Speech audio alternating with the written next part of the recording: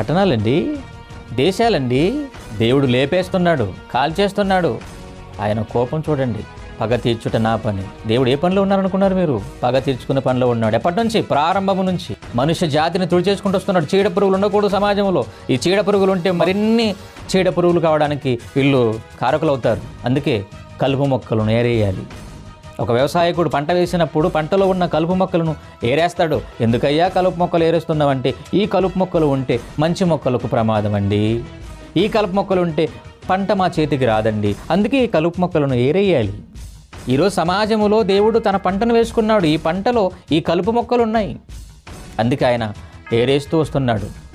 లేదు, 1, 2 కాదు, దేశవ్యాప్తంగా, ప్రపంచవ్యాప్తంగా అగ్ని గంధకాలు కురిపించి ఆ సొదొమ గొమొర్రా పట్టణాలలో ఉన్న ఆ కామాంధులను, ఆ దుష్టులను, దుర్మార్గులను కాల్చి భస్మం బూడిద చేశాడండి. తన చేతులతోనే చేసుకున్నాడు వాళ్ళని.